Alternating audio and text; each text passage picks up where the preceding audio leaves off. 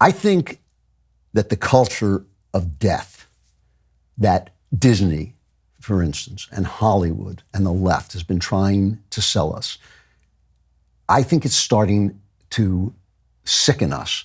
And I think the culture, which is all of us together, what all of us feel together, is starting to fight back. Disney is trying to sell us this sick perversion of our children. Everything is being perverted to keep us from living, to keep us from the difficult business of life, which is a business, all the stuff that Jesus tells you not to do, that the Bible tells you not to do, the Ten Commandments, don't murder, don't commit adultery, don't covet, all of that stuff, you're not doing it because that's the point. You're getting that stuff out of the way so you can do the business of life, which is living intensely, living so intensely that it's almost unbearable, but it's almost unbearably joyful.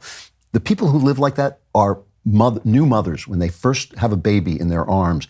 I was just watching a movie about fentanyl, and the guy said, that's what fentanyl gives you.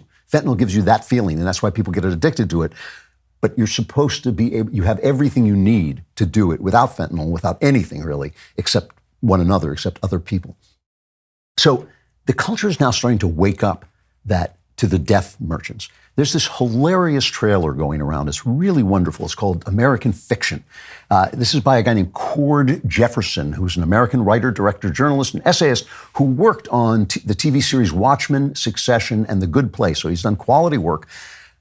And it's about this obsession now in publishing, which I have seen myself, and I've talked to writers who've seen it, and all entertainment, publishing and all entertainment, to eliminate all the white characters and all the European values because that was too oppressive. But really what it was too alive. It was too good. It was too full and rich. And it was burbling up with all this stuff. Now, no, that's too much life, so it has to die. And we're going to replace them with, it seems like they're going to replace them with black people, black women, and minorities and indigenous people and woke values. But that's a lie.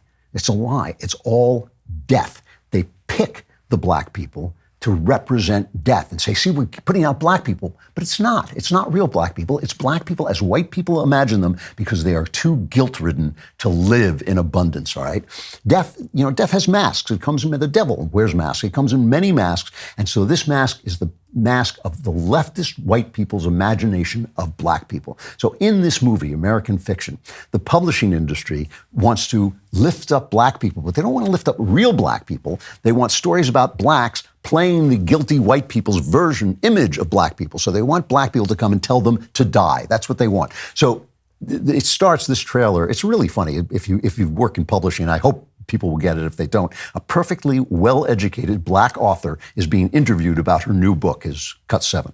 How did you come to write this book? What really struck me was that too few books were about my people. Where are our stories? Where's our representation? Would you give us the pleasure of reading an excerpt? Yo, Sharonda, girl, you be pregnant again? If I is, Ray Ray is gonna be a real father this time around. And all the white people stand up and cheer. So the plot of the movie, as I get it from this trailer, is this one highly educated guy, I think he's a college professor, he's played by Jeffrey Wright, a very appealing actor, and he writes a book called Pathology. It's really funny. It's not pathology, it's pathology. And it's complete nonsense about his street life, which he never lived. And he has to pretend to be this thug in order to get this book to come out. And he's doing it as a joke. And of course, it becomes a huge success. And it's because he is selling not black people, not the actual yearnings and ambitions and desires of black people, but that image of death that white people, especially leftist white people, are imposing on blacks in the guise of George Floyd, in the guise of, Ibram Kendi, and all these people who are telling you, die. Your culture is too strong. Your culture is too powerful. Your culture is too creative. Really, what black people want and have wanted traditionally is to become part of it. It's a great culture. Who cares what color? The people who invented it, the door is open, come in and succeed in these terms. But no, the merchants of death are saying no. So South Park, God bless them, they're still here. South Park has taken to mocking this too, as Cartman has these bad dreams that not only he, but all of the beloved South Park characters are being replaced by black women. So here he is waking up from one of his dreams, Cut 8. Eric, it's okay. It's okay. Mom, I had a dream that I was replaced by a diverse woman. Oh, not again. Yeah, only this time, it wasn't just me. They were taking all my favorite people and replacing them with diverse women complaining about the patriarchy. Will you check under the bed and make sure there's no Disney executives under there? I promise there's not. I'm scared, Mom. Will you please just look and make sure Kathleen Kennedy isn't under my bed? Kathleen Kennedy is not under your bed. Can you check the closet? Eric, enough! I've told you there's no such thing as Disney executives who replace everyone you love with diverse women who complain about the patriarchy. No, that's great. I love it. So, just to show you how real, it's not really even satire.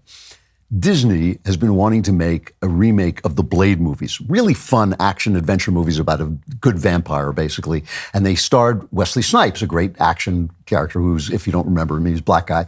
And remember when the media idiots were saying, oh, the Black Panther is here, there's a first black superhero. These films were big successes in the 90s. They made 3 of them. So they want to remake them. Who do they get to remake Blade? Mahershala Ali. I think the guy's won 2 Oscars, right? I mean, he's a really good actor, very appealing, very popular, all right? So here's Variety, the trade paper of show business. With Mahershala Ali signed on for the eponymous role of a vampire, things looked promising for a 2023 release. But the project has gone through at least 5 writers, 2 directors, and 1 shutdown 6 weeks before production. Why? One person familiar with the script permutations says the story at one point morphed into a narrative led by women and filled with life lessons. Blade was relegated to the 4th lead, a bizarre idea considering that the studio had 2-time Oscar winner Ali on board. So South Park isn't even doing satire. Now they have the writer of Logan, who really did a good job on that, to write it. And let's see, and they've cut the budget as well. The black people we elevate are merchants of death. They're merchants of death. They're not black people. They're not black people who would be thrilled to have jobs and education and to really be lifted out of the culture that destroys them. The black people are there. The black people that the left or the culture elevates are people meant to keep them there, and not just keep them there, but drag us down to that level. A drug-addicted thug like George Floyd, bigoted nitwits like Ibram Kendi and Nicole Hannah-Jones, Ta-Nehisi Coates. Ta-Nehisi Coates, I've heard, is not a bad guy or anything like this, but this is a guy who was glad when 9/11 happened. That's how much he hated his country. He wrote in his book about the police and the firefighters who died running into the building to save people. They were not human to me, black, white, or wherever. They were menaces of nature. They were the fire, the comet, the storm, which could, with no justification, shatter my body. That is how much he hates Western culture and still does. Here he is talking about the current moment in the Middle East. Cut 13. We have to stand on principle. And if I'm a latecomer to the Palestinian cause, I'm also a latecomer to the cause of nonviolence. But I'm here now. There is no way in the world that we can leverage the memory of Dr. Martin Luther King. There's no way in the world we can leverage the weight, the ancestry of our movement in defense of a war, in defense of indiscriminate bombings. And I would look out and I would see roads that Palestinians could use and roads that only Israeli Jews could use. I said, I know what this is. As I saw different colored license plates for different classes of people, I said, I know what this is.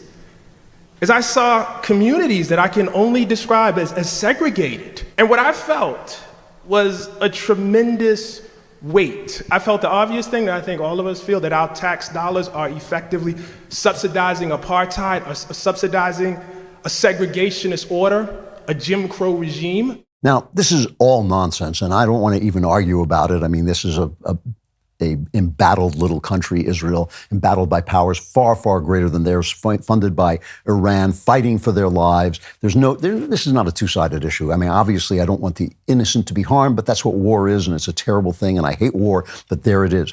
Hamas are Nazis. They're merchants of death. They say so themselves. They're merchants of exterminating the Jews who are, in fact, the culture of l'chaim, the culture of life, of freedom. Israel is a place where this is the thing that drives me nuts. Israel is a place where all religions are allowed to celebrate. Nobody is oppressed. The women are free. That's not true of any other country in the Middle East. It is not true of any other country of the Middle East. And Israel, by this nutty death wish, it becomes the villain, becomes the apartheid country. The Jews are the children of the God of life. I know I keep saying this. It's all about the God. There's no other way to explain this. There's no other way to explain the oldest hatred. It has to be as old as God himself. It's this hatred, this fight with life that we're having. All of us have it. All of us have it to some degree, but some of us at least are striving toward the light of life, not Hamas, and not the people who support Hamas, and not the people who bring Hamas up to an equal level with the Israeli culture, which is a culture of freedom and equality, essentially. That was so great. You should like and subscribe. And also subscribe to The Andrew Klavan Show wherever you get your podcasts.